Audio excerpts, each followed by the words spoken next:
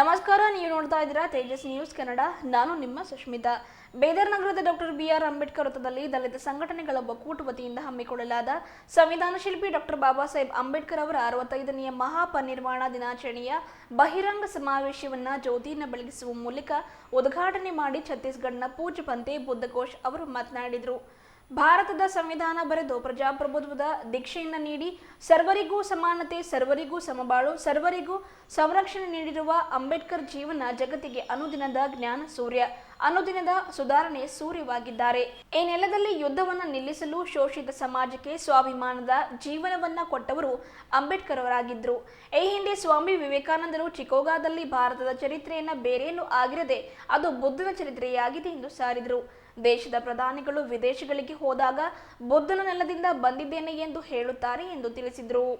ಈ ಕಾರ್ಯಕ್ರಮದ ದಿವ್ಯ ಸಾನ್ನಿಧ್ಯವನ್ನು ಪೂಜ್ಯ ಬಂತೆ ಜ್ಯೋತಿ ಅವರು ವಹಿಸಿದರು. ಧಾರವಾಡ ವಿಶ್ವವಿದ್ಯಾಲಯದ ಪ್ರಾಧ್ಯಾಪಕ ಪ್ರೊಫೆಸರ್ ಅರವಿಂದ್ ಮೂಲಿಮನಿ ಅವರು ಮಾತನಾಡಿ, ಮೀಸಲಾತಿ ದುರ್ಬಳಕೆ ಮಾಡದೆ ನಿಜವಾದವರಿಗೆ ಮೀಸಲಾತಿ ನೀಡಬೇಕು.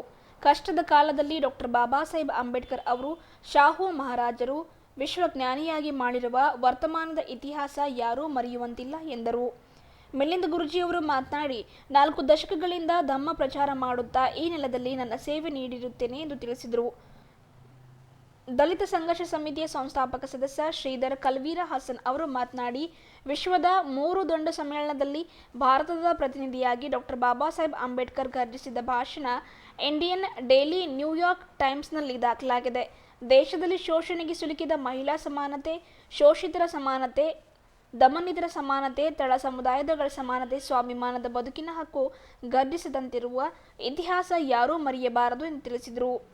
ಶ್ರೀಪತರಾವ್ ದೀನಿ ಅವರು ಅಧ್ಯಕ್ಷತೆಯನ್ನು ವಹಿಸಿದರು. ವರಜ್ಯೋತಿ ಬಂತೆ, ಮಹಾದೇವ್ ಸ್ವಾಮಿ, ಅನಿಲ್ ಕುಮಾರ ಬೆಲ್ದಾರ್, ನಾಗೇಂದ್ರ ದಂಡೆ, ಪ್ರದೀಪ ನಾಟೇಕರ್, ಬಾಬುರಾವ್ ಪಾಸ್ವಾನ್, ಶಾಲಿವಾನ ಬಡಗೇರ್, ಬಕ್ಕಪ್ಪ ದಂಡಿನ್, ಉಮೇಶ್ ಕುಮಾರ್ ಸ್ವಾರಳ್ಳಿಕರ್, ಶಿವಕುಮಾರ ನೀಲಕಟ್ಟಿ, ಸುಬ್ಬಣ್ಣ ಕರಕನಹಳ್ಳಿ, ರಮೇಶ್ ಪಾಸ್ವಾನ್, ಸುರೇಶ್ ಜೋಜನಾಕರ್, ಸಂದೀಪ್ ಕಾಂಟೆ, ಮಾರುತಿ ಬಿ ಕಂಟಿ, ಚಂದ್ರಕಾಂತ್ ನಿರಾಟೆ, ಬಾಬುರಾವ್ ಮಿಠಾರೆ, ರಾಜು ಜೀವನ್ ಬುಡ್ತಾ, ಅಂಬಾದಾಸ್ ಗಾಯಕ್ವಾಡ್, ಶಿವಕುಮಾರ ತುಂಗ, ಸಾಯಿ ಶಿಂದೆ, ರಾಹುಲ್ ಡಾಂಗೆ ಈ ಒಂದು ಬಹಿರಂಗ ಸಮಾವೇಶದಲ್ಲಿ ಪಾಲ್ಗೊಂಡಿದ್ದರು.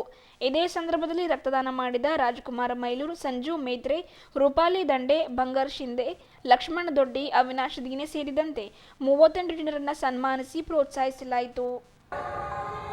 ಈ ದೇಶ ಒಕ್ಕೂಟ ವ್ಯವಸ್ಥೆಯಲ್ಲಿದೆ. ಅದು ಬಾಬಾ ಸಾಹೇಬ್ ಹಾಕೊಟ್ಟಂತ ಸಂವಿಧಾನ ಬುನಾದಿ ಮೇಲೆ ನಾವು ನೀವೆಲ್ಲರೂ ಕುಂತಿರೋ ನಮ್ಮ ಸಂಘಟನೆಗಳು ಕೆಲಸ ಮಾಡ್ತಾ ಇದೆ. ಹಾಗಾಗಿ ನಾವು 365 ದಿನ ಏನಾರ ಮಾಡರಿ, ಆದರೆ 2 ದಿನ ನಾವೆಲ್ಲರೂ ಒಂದಾಗ 14 ಏಪ್ರಿಲ್ 6 ಡಿಸೆಂಬರ್ ಆಗ್ಬೇಕಾ ಆಗ್ಬೇಕಂಬುದು ನೀವು ಹೇಳ್ಬೇಕು. 2 ದಿನ 14 ಏಪ್ರಿಲ್ ದಿನ 6ನೇ ಡಿಸೆಂಬರ್ ಇಡೀ ದೇಶದ ಮೂಲೆ ಸಂಘಟನೆಗಳು ಸಮಾಜ ಬಾಂಧವರು ಒಂದು ಆಗ್ಬೇಕಾ. ಇವತ್ತು ನೀವು ಬಾಬಾ ಸಾಹೇಬರಿಗೆ ಇದೇ ಗೌರವ ಕೊಡಬೇಕಾಗಿದೆ. ನಾವು ಹಲವಾರು ವರ್ಷಗಳಿಂದ ನಮ್ಮ ಬಾಬುರಾವ್ ಪಾಸ್ವಾನ್ ಅವರು, ನೀಲಕಟ್ಟಿ ಅವರು, ನಮ್ಮ ಅನೇಕ ಗೆಳೆಯರು ಒಕ್ಕೂಟ ರಚನೆ ಮಾಡಿ ಒಕ್ಕೂಟದ ನೇತೃತ್ವದಲ್ಲಿ ಕಾರ್ಯಕ್ರಮ ಮಾಡಬೇಕಂತ ಹೇಳ್ಕೊಂಡು ಇವತ್ತು ನಾವೆಲ್ಲ ಬೀದರ್ ಜಿಲ್ಲೆ ರಾಜ್ಯಕ್ಕೆ ಮಾದರಿಯಾದಂತಹ ಜಿಲ್ಲೆ.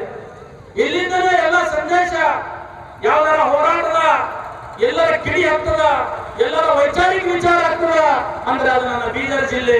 ನಾನು ಹೆಮ್ಮೆ ಹೇಳ್ತೇನೆ ಬಂಧುಗಳೇ. ಹಾಗಾಗಿ ಇವತ್ತ ನಾವು ನಿರಂತರ ಪ್ರಯತ್ನ ಪಡ್ತೀವಿ. ಎಲ್ಲರೂ ನಾವೆಲ್ಲ ಒಕ್ಕೂಟದ ವ್ಯವಸ್ಥೆಯಲ್ಲಿ ಒಕ್ಕೂಟದ ಜೊತೆಯಲ್ಲಿ ನಾವು ಕೆಲಸ ಮಾಡಬೇಕಾಗ್ತದೆ.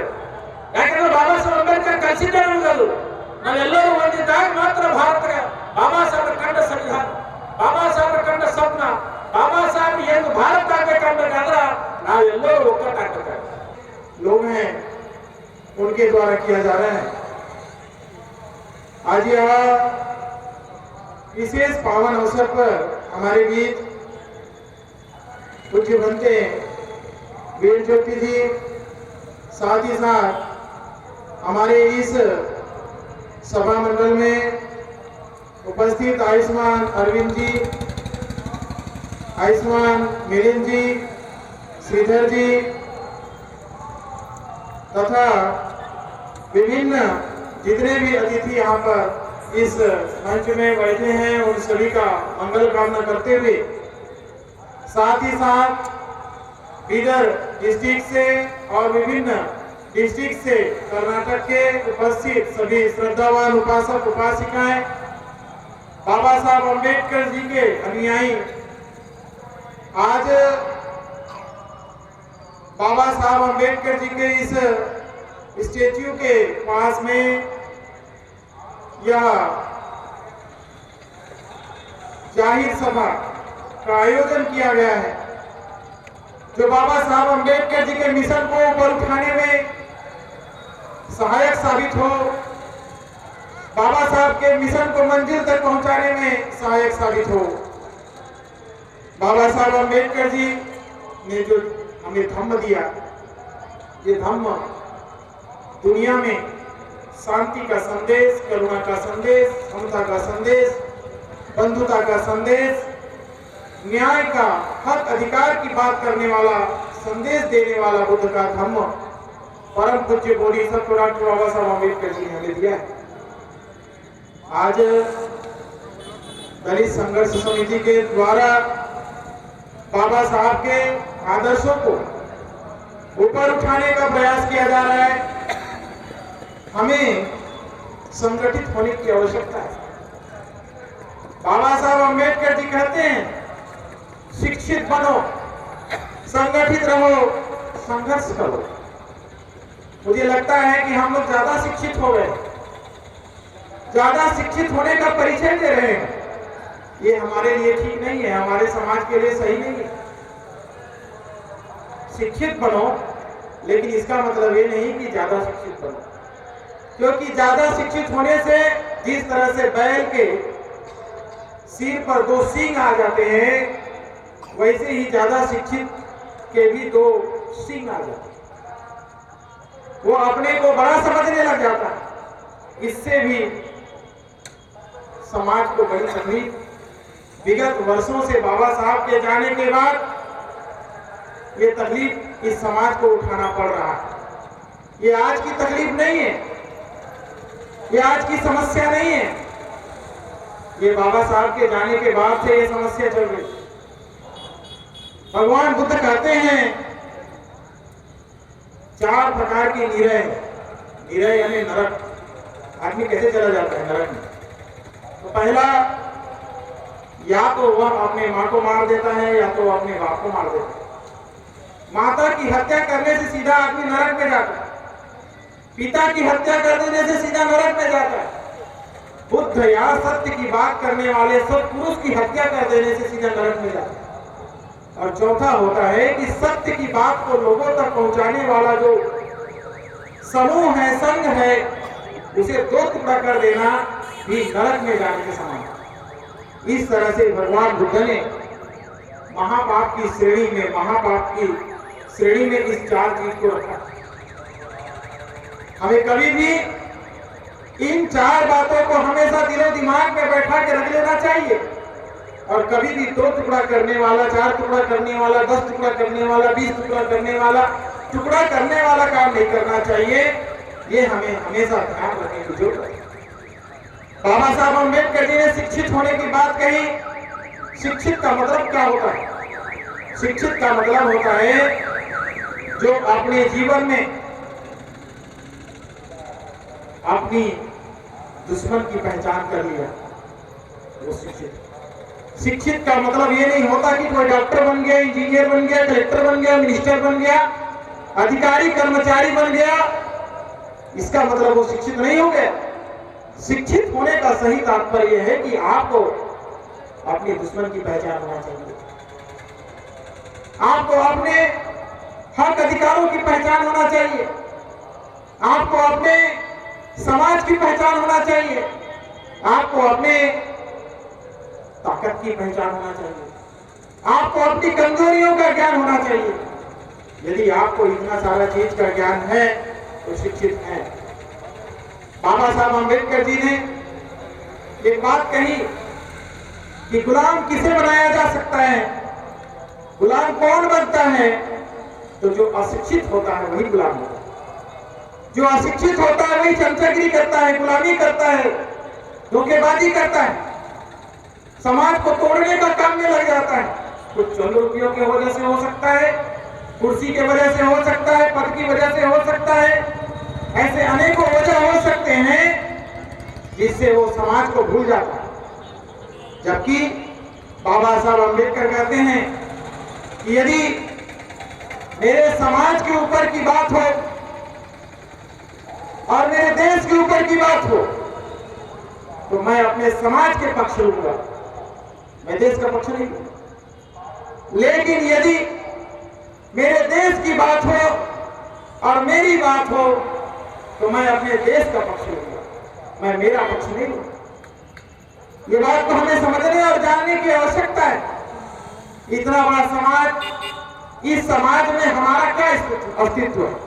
ಅವಕ್ಕೆ ನಮಗೆ ಉತ್ತರಗಳು ಬಾಬಾ ಸಾಹೇಬರ ನೆಲೆಗಟ್ಟಿನಲ್ಲಿ ಇದ್ರೆ ಬಾಬಾ ಸಾಹೇಬರ ರಥ ಮುಂದೆ ಹೋಗುತ್ತೆ. ಇಲ್ಲವಾದ್ರೆ ಬಾಬಾ ಸಾಹೇಬರ ರಥ ಎಳಿಲಿಕ್ಕೆ ಬಹಳ ಶಕ್ತಿ ಸಾಮರ್ಥ್ಯಗಳು ಬೇಕಾಗುತ್ತೆ. ನಾನು ಮೊಟ್ಟ ಮೊದಲನೇದಾಗಿ ನನ್ನ ಈ ಒಟ್ಟಾರೆ ಮಾತುಗಳ ವಿಚಾರಗಳನ್ನ ಎರಡು ನೆಲೆಗಟ್ಟಿನಲ್ಲಿ ಹಂಚಿಕೊಳ್ಳಿಕ್ಕೆ ಇಷ್ಟಪಡ್ತೇನೆ. The person doesn't know the history cannot create the history. is a statement of Dr. Baba Saheb Ambedkar ಅವರು. ಯಾರು ಈ ದೇಶದ ಇತಿಹಾಸವನ್ನು ಬಲ್ಲಿರುವುದಿಲ್ಲವೋ ಅಥವಾ ಇತಿಹಾಸವನ್ನು ಗೊತ್ತು ಇರದೇ ಇರುವುದಿಲ್ಲವೋ ಅವರು ದೇಶದ ಇತಿಹಾಸವನ್ನು ನಿರ್ಮಾಣ ಮಾಡಲಿಕ್ಕೆ ಸಾಧ್ಯ ಇಲ್ಲ. The last point which I am going to address in this August assembly is the political power is a master key to open the success of your doors in all respects and enjoy the freedom of movement and enjoy your life and live to the next generation, which has been the latest responsibility on the part of the people of India. ಈ ಪದಕ್ಕೆ ನಾನು ನನ್ನ ಭಾಷಣವನ್ನು ಮುಕ್ತಾಯಗೊಳಿಸ್ತಾ ಇದ್ದೇನೆ. Today is the greatest opportunity for us to pay the tribute to the departed great soul of the nation, Dr. Baba Saheb Ambedkar. Dr. Deshmukh has made it very clear. I am not going to repeat the words which have been spoken. ಅವರು ಮಾತನಾಡಿದ ಯಾವ ಮಾತುಗಳನ್ನು ನಾನು ಇಲ್ಲಿ ಮರುಬಳಸುವುದಿಲ್ಲ.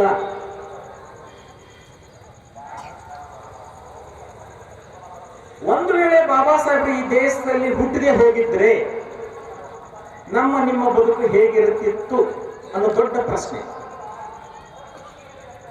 ಬಾಬಾ ಸಾಹೇಬರು ಈ ದೇಶದಲ್ಲಿ ಹುಟ್ಟಿ ಇಡೀ ಜಗತ್ತಿಗೆ ಖ್ಯಾತರಾದಂತ ಕೀರ್ತಿ ಸಲ್ಲಬೇಕಾದಾಗೆ ಬಾಬಾ ಸಾಹೇಬರು ಹೋರಾಡಿದ ನೆಲೆಗಟ್ಟು ಯಾವುದು? ಬಾಬಾ ಸಾಹೇಬರು ಈ ಭಾರತ ದೇಶಕ್ಕೆ ಸಂವಿಧಾನವನ್ನ ರಚಿಸಲಿಕ್ಕೆ ಅವರಿಗೆ ಯಾಕೆ ಕೊಟ್ಟರು? ಅವರ ವಿದ್ವತ್ತದ ನೆಲೆಗಟ್ಟೇನು? ಅವರು ಪಡೆದುಕೊಂಡ ಶಿಕ್ಷಣದ ಅರ್ಹತೆಗಳೇನಿದ್ದು, ಜ್ಞಾನದ ಸಂಕೋಲೆ ಎಷ್ಟಿತ್ತು, ಎಲ್ಲವನ್ನು ಕ್ರೋಢೀಕರಿಸುವಂತ ಅವಕಾಶ ಬಾಬಾ ಸಾಹೇಬರಿಗೆ ಹೇಗೆ ಬಂತು ಅನ್ನುವುದನ್ನ ಪ್ರತಿಯೊಬ್ಬರು ಪ್ರಶ್ನೆ ಮಾಡಬೇಕಾಗಿದೆ. ಅವರು ಹುಟ್ಟಿದ್ದು, ಅವರು ಬೆಳೆದಿದ್ದು, ನಾನು ಇತಿಹಾಸ ಹೇಳಿದ್ರೆ ನನಗೆ 3 ತಾಸು ಬೇಕು. ನನಗೆ ಕೊಟ್ಟ ಅವಧಿ ಅರ್ಧ ತಾಸು, ಅದರಲ್ಲಿ ಮತ್ತೆ 5-6 ನಿಮಿಷ ಹೋಯ್ತು. ಹೀಗಾಗಿ ಕೆಲವೊಂದು ವಿಚಾರಗಳನ್ನ ಅನಿವಾರ್ಯತೆ ಅಲ್ಲ, ಅವಶ್ಯಕತೆಗೆ ಅನುಗುಣವಾಗಿ ನಾನು ಮಾತಾಡಬೇಕಾಗತ್ತೆ.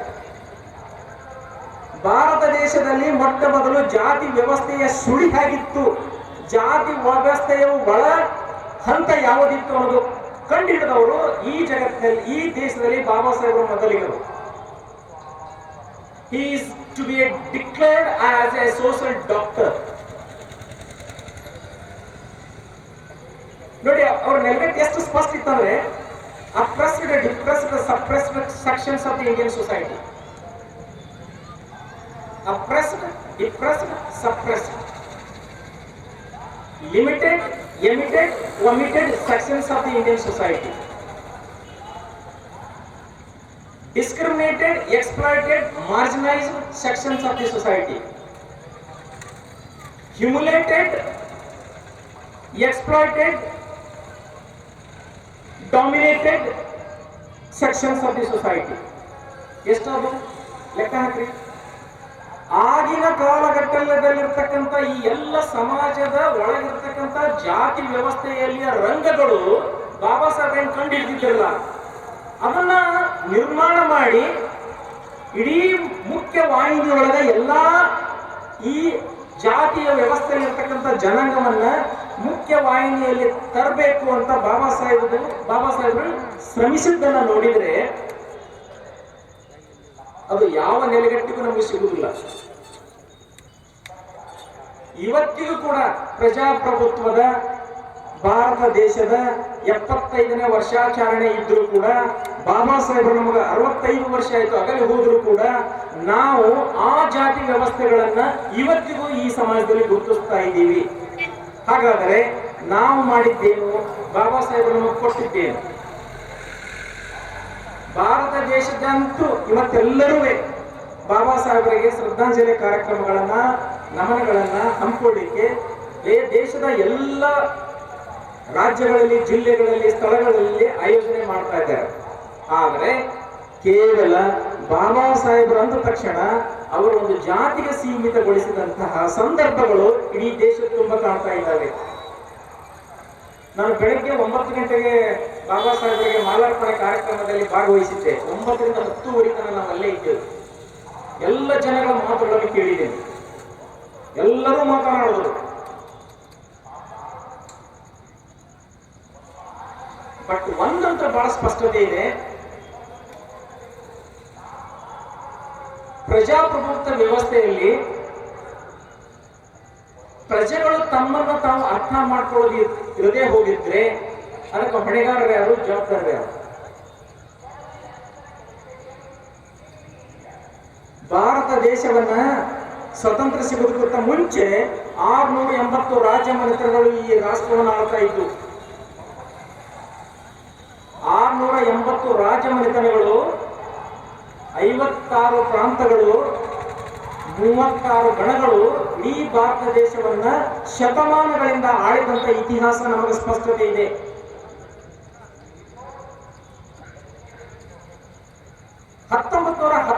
ರಲ್ಲಿ ಬಾಬಾ ಸಾಹೇಬ್ ಒಂದು ಯೋಚನೆ ಮಾಡ್ತಾರೆ. ಈ ಇಡೀ ಭಾರತ ದೇಶವನ್ನ ರಾಜಮನೆತನಗಳು ಆಳ್ತಾ ಇದ್ದಾವೆ. ರಾಜನ ಮಗನೇ ರಾಜ ಆಗ್ತಾರೆ, ರಾಣಿ ಮಗಳೇ ರಾಣಿ ಆಗ್ತಾರೆ. ಈ ಸಮಾಜದ ಆ ರಾಜ್ಯದ ಜನಗಳು ಯಾವಾಗ ರಾಜರಾಗವರು ಅನ್ನೋ ಪ್ರಶ್ನೆ ಅವ್ರಿಗೆ ಮೂಡ್ತೀವಿ. He has decided in such a way that he has to broken the barrier of dynasty rule. ಬಹಳ ಸ್ಪಷ್ಟತೆಯಿಂದ ಈ ಅರವಂಶದ ಅರಸೊತ್ತಿಗೆಯನ್ನ ನಿರ್ನಾಮ ಮಾಡಲೇಬೇಕಂತ ಬಹಳ ಬದ್ಧತೆಯಿಂದ ಅವರು ತಮ್ಮ ಆತ್ಮಸ್ಥೈರ್ಯವನ್ನ ಹಿಡ್ಕೊಂಡಿದ್ರು 1919ರಲ್ಲಿ.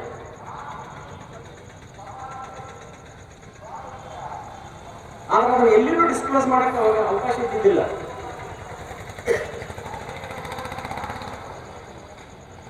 ಆ ಅರಸೊತ್ತಿಗೆ ವ್ಯವಸ್ಥೆಯನ್ನ ತೆಗೆದು ಹಾಕುದು ಅಷ್ಟು ಸುಲಭದ ಕೆಲಸ ಅಲ್ಲ. ಶತಮಾನಗಳಿಂದ ಆಳಿದ್ದಾರೆ ರಾಜರವರು. ಅವ್ರು ಹೇಳಿದ್ದೇ ಅಧಿಕಾರ, ಅವ್ರು ಹೇಳಿದ್ದೇ ವೇದವಾಕ್ಯ, ಅವ್ರು ಹೇಳಿದ್ದೇ ಘೋಷ, ಅವ್ರು ಹೇಳಿದ್ದೇ ಕಾನೂನು.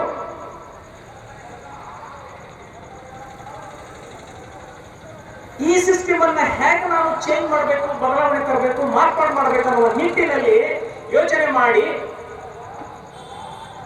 ಆಗಿನ ಕಾಲದಲ್ಲಿರ್ತಕ್ಕಂಥ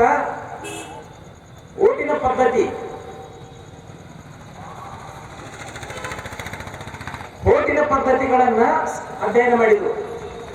ಆಗಿನ ಕಾಲಘಟ್ಟದಲ್ಲಿ 3 ವರ್ಗದ ಜನರಿಗೆ ಮಾತ್ರ ಓಟ್ ಹಾಕುವ ಪದ್ಧತಿ ಇತ್ತು. Bantesi have gone through the deepest root that why Baba Saheb Ambedkar has brought the voting system in India. The root cause is Buddha.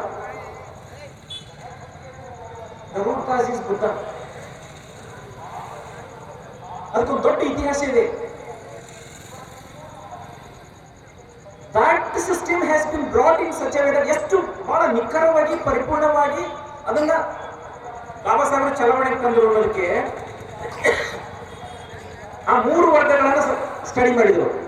ಆಗಿನ ಕಾಲದಲ್ಲಿ ಯಾರು ಮಹಾರಾಜರಿಗೆ ತೆರಿಗೆಗಳನ್ನು ಕೊಡ್ತಾ ಇದ್ರು, ಯಾರು ಆಗಿನ ಕಾಲದಲ್ಲಿ ಪದವಿಗಳನ್ನು ಪಡ್ಕೊಂಡಿದ್ರು, ಯಾರು ಆ ಕಾಲದಲ್ಲಿ ಜಮೀನ್ದಾರು ಜಾಗೀರ್ದಾರಿದ್ರು, ಅವರಿಗೆ ಮಾತ್ರ ಚುನಾಯಿತ ಪ್ರಜೆಗಳನ್ನ ಆಯಾ ಅರಸೊತ್ತಿಗೆಯಲ್ಲಿ ರಾಜಮನೆತನದಲ್ಲಿ ಆರಿಸುವ ಹಕ್ಕನ್ನು ಕೂಡ ಆಗಿನ ಕಾಲದ ರಾಜಮನೆತನಗಳು ಕೊಟ್ಟಿದ್ದು. ಇವರೇ ಯಾಕೆ ಕೊಡ್ಬೇಕು? ಅವರು ಬೇರೆದವ್ರು ಯಾರು ಈ ದೇಶದ, ಈ ರಾಜ್ಯದ, ಈ ಅರಸೊತ್ತಿಗೆ ಪ್ರಜೆಗಳಲ್ವೇ ಅನ್ನೋದು ಬಾಬಾ ಸಾಹೇಬರಿಗೆ ಬಹಳ ಚಿಂತನೆ ಹತ್ತಿತು. ಆ ಚಿಂತನೆಯನ್ನ ಸೈಮನ್ ಕಮಿಷನ್ ಮುಂದೆ ಬಹಳ ಸ್ಪಷ್ಟವಾಗಿ ಪ್ರಸ್ತುತಪಡಿಸ್ತಾರೆ. ಇಡೀ ಭಾರತ ಒಂದೇ ಒಂದು ಒಕ್ಕೂರ್ಲಿಂದ ಒಂದು ಸ್ಟೇಟ್ಮೆಂಟ್ ಇತ್ತು, Simon go back, Simon should go, Simon should quit India. But Dr. Baba Sahib is the only person who has approached the Simon Commission. बाबा साहब का महापरिनिर्वाण दिन या परिनिर्वाण दिन मनाया जा रहा है।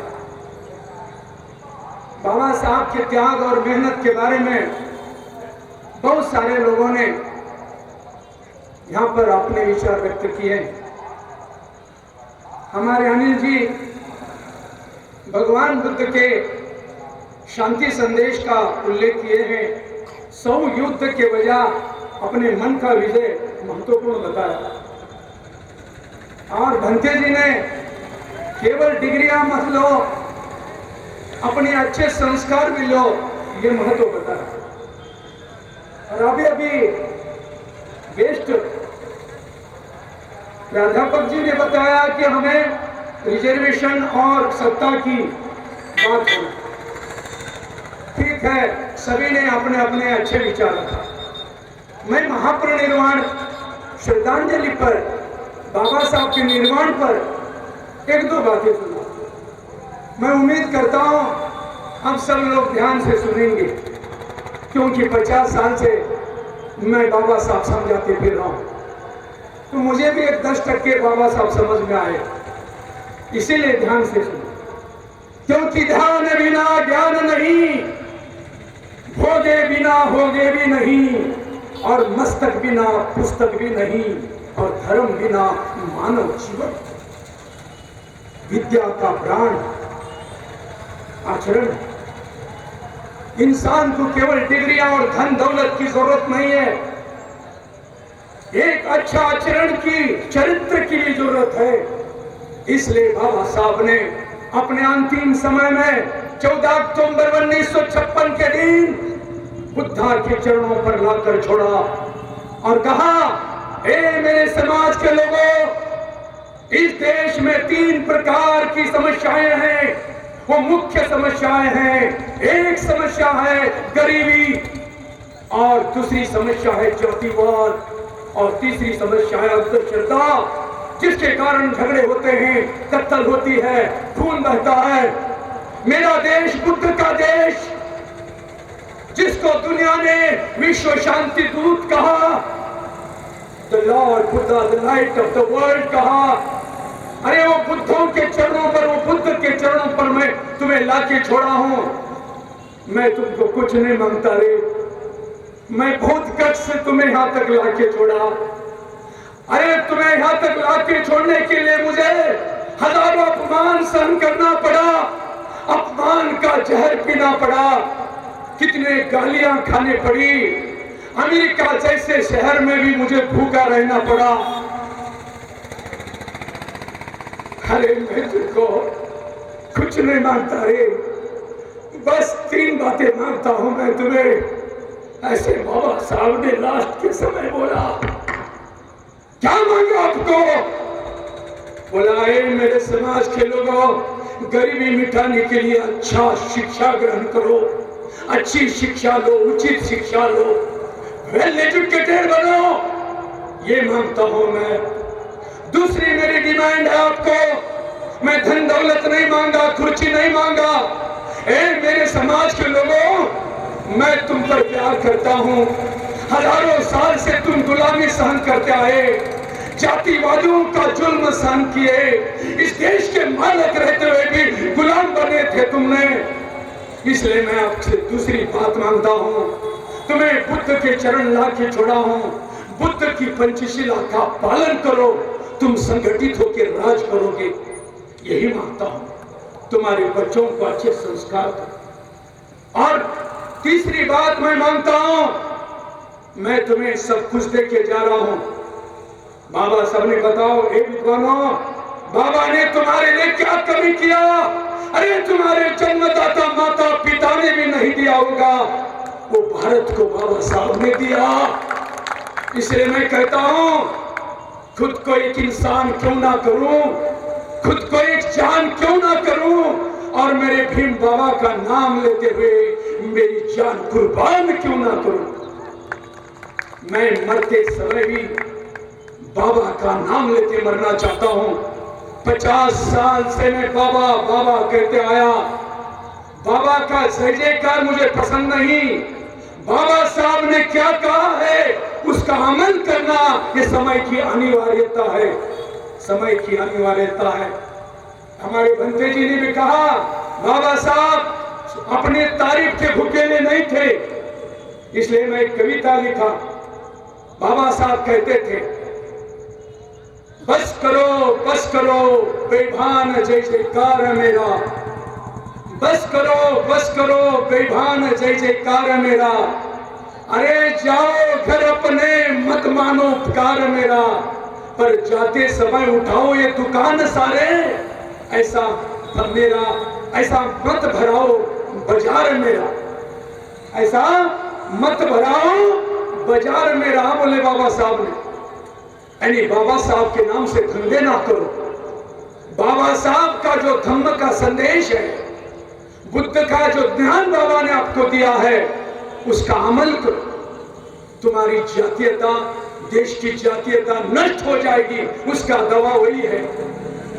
और तीसरी बात, जब आप बुद्ध के तत्वों का पालन करेंगे, अच्छी शिक्षा ग्रहण करेंगे, तो जो तीसरी अंधश्रद्धा की व्यवस्था है, झगड़े लगाने की जो व्यवस्था है देश में, ಎಲ್ಲ ಉಪಾಸಕಿಯರು ಮತ್ತು ಇಡೀ ನಾಡಿನ ಜನತೆಗೆ ನಾನು ಕೇಳ್ಕೊಳ್ಳೋದೇನೆಂದ್ರೆ, ಬಾಬಾ ಸಾಹೇಬ್ ಅಂಬೇಡ್ಕರ್ ಅವರ ಆಶೀರ್ವಾದವನ್ನು ನಾವೆಲ್ಲರೂ ಪಡ್ಕೊಂಡಿದ್ದೇವೆ.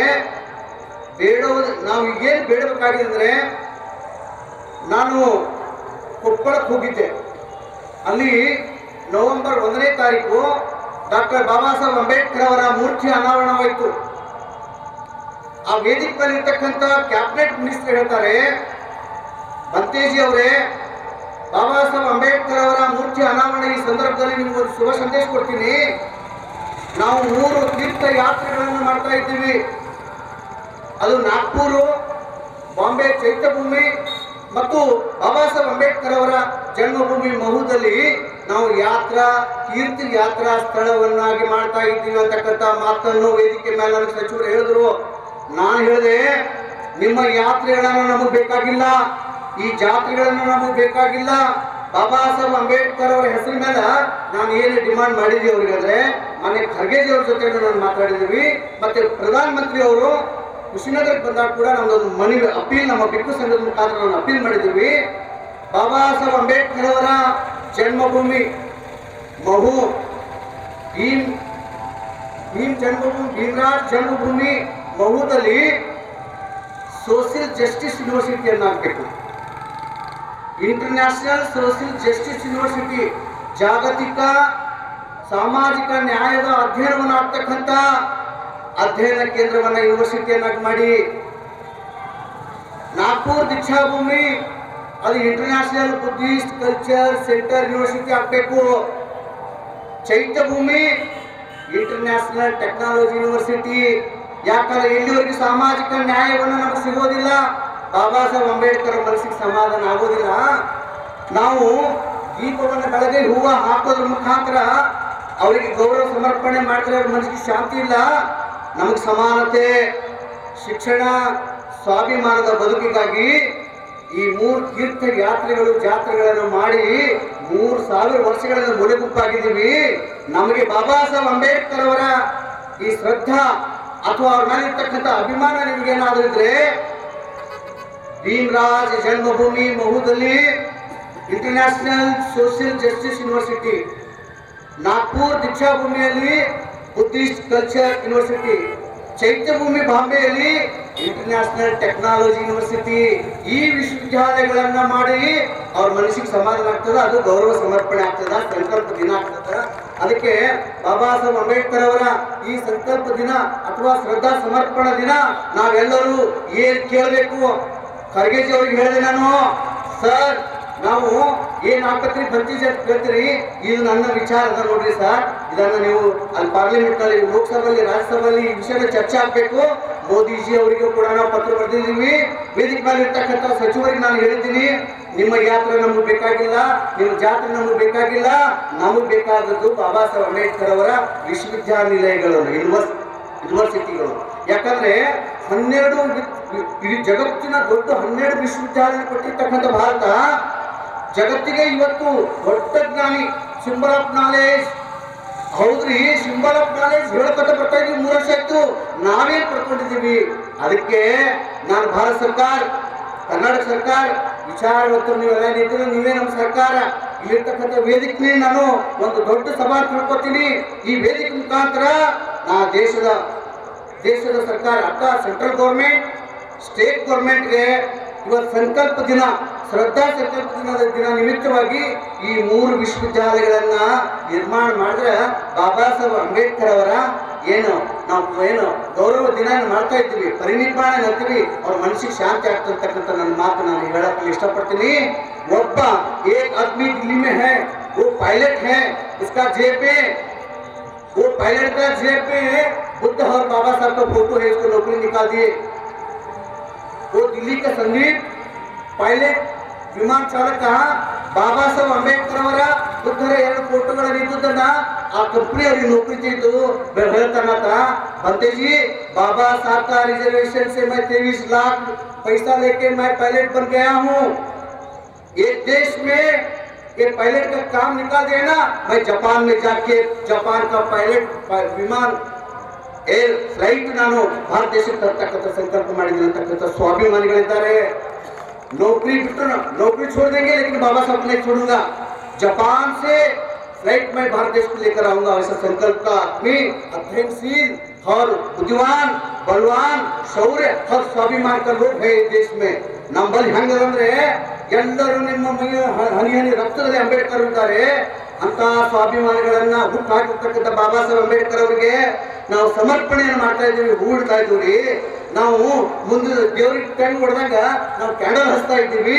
ಬಾಬಾ ಸಾಹೇಬ್ಗೆ ಹೂಗಳನ್ನ ಹಾಕಿ ಸಮರ್ಪಣೆ ಅಂತ ಇರ್ತೀವಿ. ಹೂವಿನಿಂದ ಸಮರ್ಪಣೆ ಇಲ್ಲ. ಬಾಬಾ ಸಾಹೇಬ್ ಅಂಬೇಡ್ಕರ್ ಅವರು ಇಲ್ಲಿ ಮಹಾರಾಷ್ಟ್ರದಾಗ ಕೊಲ್ಲಾಪುರಕ್ಕೆ ಬಂದಿರ್ತಾರ. ಕೊಲ್ಲಾಪುರದಾಗ ಬಂದಾಗ ಬಾಬಾ ಸಾಹೇಬ್ರ ಆ ಟ್ರೈನ್ ನಲ್ಲಿ ಇಲ್ಲ. ಆ ಟ್ರೈನ್ ನಲ್ಲಿ ಆ ಹೂಗಳನ್ನು ಹಾಕ್ತಾರೆ. ಬಾಬಾ ಸಾಹೇಬ್ರ ಟ್ರೈನ್ ಆಗಿಲ್ಲ. ಅವಾಗ ಹೇಳ್ತಾರ, ಈ ಖಾಲಿ ಗಾಡಿಗೂ आप लोग ಅಭಿಮಾನ से फूल जगाए, फूल ಹೂವಿನ ಹಾರವನ್ನ ನೀವು ಹಾಕಿದ್ರಿ, ಆದ್ರೆ एक गाड़ी नहीं सभी लोगों का घोड़ा मिल जाएगा, तब मेरा ಸಂಕಲ್ಪ ಯಶಸ್ವಿ ಹೋಗ್ತಾ. ನಂದೇ ನಿರ್ಧಾರ ಅದ, ನನ್ನ ಸಂಕಲ್ಪ, ನನ್ನ ಕನಸೇನದ, ನನ್ನ ಮನಸ್ಸೇನದ, ನನ್ನ ನಿರ್ಧಾರಗಳೇನವ. ಈ ಖಾಲಿ ಗಾಡಿ ಹಾಕಿರಲ್ಲ, ಹಂಗ ಖಾಲಿ ಗಾಡಿನೇ ಸभी ಘೋಡಾ ಹೋಣ ಅಂತಕ್ಕಂಥ ಮಾತನ್ನ ಬಾಬಾ ಸಾಹೇಬರು ಮಹಾರಾಷ್ಟ್ರದಲ್ಲಿ ಸಂದೇಶವನ್ನು ಕೊಡ್ತಾರ. ಅಂತ ಅಂಬೇಡ್ಕರ್ ಅವರ ಅನುಯಾಯಿಗಳು, ಅಂಬೇಡ್ಕರ್ ಅಂದ್ರೆ ಅಧ್ಯಯನ, ಅಂಬೇಡ್ಕರ್ ಅಂದ್ರೆ ವಿಶ್ವವಿದ್ಯಾನಿಲಯ, ಅಂಬೇಡ್ಕರ್ ಅಂದ್ರೆ ಸ್ವಾಭಿಮಾನ, ಅಂಬೇಡ್ಕರ್ ಅಂದ್ರೆ ನಮ್ಮ ಬದುಕಿನ ಬೆಳಕ್ರಿ. ಈ ಭೂಮಿಯಲ್ಲಿರ್ತಕ್ಕಂಥ ಈ ಭೂಮಿಗೆ ಹಸಿರಿದೆ. 6 ತಿಂಗಳಲ್ಲ, ವರ್ಷ ಅಲ್ಲ, 3 ವರ್ಷ ಹಸಿರಿಲ್ಲ. ಬರಗಾಲದ ಭೂಮಿಯನ್ನು ಸಹಿಸಿಕೊಳ್ತದೆ. ಆದ್ರೆ ಅಂಬೇಡ್ಕರ್ ಅವರ ನಿಮ್ಮ ಬದುಕಿಗಿಲ್ಲ, ಒಂದು ನಿಮಿಷ ಉಸಿರಿಲ್ಲ ಅಂದ್ರೆ ನಾವು ಬಿದ್ದು ಹೋಗ್ತೀವಿ. ನಮ್ಮ ಉಸಿರು ಭೂಮಿಗೆ ಹಸಿರು 3 ವರ್ಷ ಸಹಿಸಿಕೊಳ್ತದೆ, ಆದ್ರೆ ನಾವು 3 ನಿಮಿಷ ಸಹಿಸಿಕೊಳ್ಳಕ್ ಸಾಧ್ಯವಿಲ್ಲ. ಬಾಬಾ ಸಾಹೇಬ್ ಅಂಬೇಡ್ಕರ್ ಅವ್ರನ್ನ ಮರ್ಬಿಟ್ರೆ ನಮ್ಮ ಉಸಿರು ನಿಂತು ಹೋಗ್ತದ್ರಿ. ಅಂಬೇಡ್ಕರ್ ಇದ್ರೆ ಉಸಿರು ಅಂತಕ್ಕಂಥ ಮಾತು, ಭೂಮಿಗೆ ಹಸಿರು ಯಾವ ರೀತಿ ಅವಶ್ಯ ಇದೆಯೋ ಹಾಗೆ ಸ್ವಾಭಿಮಾನದ ಬದುಕಿಗೆ ಅಂಬೇಡ್ಕರ್ ಅವರು ಅವಶ್ಯ ಇದ್ದಾರೆ. ಅದಕ್ಕೆ ಏನಾಗಬೇಕಾದ್ರೆ ಒಂದೇ ಒಂದು ನಿರ್ಧಾರ, ಒಂದು ಅಧ್ಯಯನ, ಜ್ಞಾನ, ಎರಡನೇದು ಸುಜ್ಞಾನ. ಜ್ಞಾನ ಅಂದ್ರೆ ನಾಲೆಜ್, ಸುಜ್ಞಾನ ಅಂದ್ರೆ ಬುದ್ಧ, ಧರ್ಮ, ಶಾಂತಿ. ಅದಕ್ಕೆ ನಾವೆಲ್ಲರೂ ಬೌದ್ಧರಾಗೋಣ.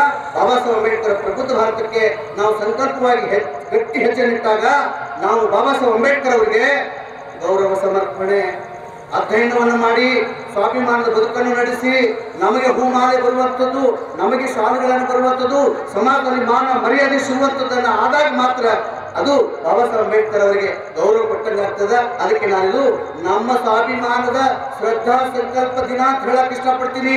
ನಾಗ್ಪುರ್ ದೀಕ್ಷಾ ಭೂಮಿಯಲ್ಲಿ ದೀಕ್ಷಾ ಎಷ್ಟು ಮಹತ್ವದಿದೆಯೋ, 14 ಏಪ್ರಿಲ್ ಎಷ್ಟು ಅವಶ್ಯಕತೆ ಇದೆಯೋ, ಹಾಗೆ ಬಾಬಾ ಸಾಹೇಬ್ ಅಂಬೇಡ್ಕರ್ ಅಗಲಿಕೆ ಅಳುವ ದಿನವಲ್ಲ, ಅಧ್ಯಯನ ಮಾಡುವ ದಿನ. ನಿನ್ನೆ ರಾತ್ರಿ ಗುಲ್ಬರ್ಗದ ಬರುವಾಗ ರಾತ್ರಿ 1 ಗಂಟೆಗೆ 9 ವರ್ಷದ ಮಗು ತಾರ್ಫಾಲಿನಿಂದ ಕ್ಯಾಂಡಲ್ ಹಿಡ್ಕೊಂಡು ಬರ್ತಾ ಇದ್ದಾಳೆ. ನಾನು ಕೇಳಿದೆ, ಈ ರಾತ್ರಿಗೆ ಈ ಮಗು ಮಲಗುವ ಟೈಮು ಕ್ಯಾಂಡಲ್ ಹಿಡ್ಕೊಂಡು ಬರ್ತಾ ಇದ್ದಾಳೆ. ಸುಮಾರು 20 ಜನ ಅದಾರೆ ನಮ್ಮ ಜೊತೆಗೆ ಇರ್ತಕ್ಕಂಥ ನಮ್ಮ ಡ್ರೈವರ್. ಕೇಳ್ರಿ, ಆ ಮಗಳಿಗೆ ಕೇಳಿದ್ರೆ ಏನಾಗ್ಬೇಕು ಮಗು, ಈ ರಾತ್ರಿ 1 ಗಂಟೆಗೆ ಬರ್ತಾ ಇದ್ದೀರಮ್ಮ ನೀನು ಅಂತ ಅಂದಾಗ, ಬಾಬಾ ಸಾಹೇಬ್ ಅಂಬೇಡ್ಕರ್ ಅಂದ್ರ ಈ ಕ್ಯಾಂಡಲ್ ಎದುರುಗಡೆ ಅಧ್ಯಯನ ಮಾಡಿಕೊಂಡು ನಾನು ಬಾಬಾ ಸಾಹೇಬ್ರಂಗ ಮನುಷ್ಯ ಆಗ್ಬೇಕು ಅಂತಕ್ಕಂಥ ಮಾತನ್ನ ಅವ್ನು 9 ವರ್ಷದ ಮಗು ಹೇಳ್ತದೆ. 10 ವರ್ಷದ ಹೆಣ್ಮಕ್ಳು, 12 ವರ್ಷದ ಒಳಗಿನ ಮಕ್ಕಳವ. ಯಾಕೆ ಈ ಮಾತು ಹೇಳ್ತೀವಿ ಅಂದ್ರೆ, ಅಷ್ಟು ಸ್ವಾಭಿಮಾನವನ್ನು ತುಂಬಿಬಿಟ್ಟು ನಮ್ಮ ಮಕ್ಕಳಲ್ಲಿ ಆ ಸ್ವಾಭಿಮಾನ ನಮ್ಮಲ್ಲಿದೆ. ಆ ಸ್ವಾಭಿಮಾನವನ್ನ ಈ ಸಮಾಜಕ್ಕೆ ಸಮಾನತೆಯನ್ನು ಕೊಟ್ಟಾಗ ಸಂಕಲ್ಪ ದಿನ ಅಥವಾ ಶ್ರದ್ಧಾ ದಿನ ಅರ್ಥಪೂರ್ಣವಾಗ್ತದೆ ಅಂತಕ್ಕಂಥ ಮಾತನ್ನು ಹೇಳಿ, ನಾವು ಇವತ್ತಿನ ದಿವಸ ಸಂಕಲ್ಪವನ್ನು ಮಾಡ್ಕೋಬೇಕು. ನೀವೆಲ್ಲರೂ ಬೇಡಬೇಕು. ಗುಲ್ಬರ್ಗ ಬರೀ ಬೀದರ್ ಅಷ್ಟೇ ಅಲ್ಲ, ಇಡೀ ನಾಡಿನ ಜನ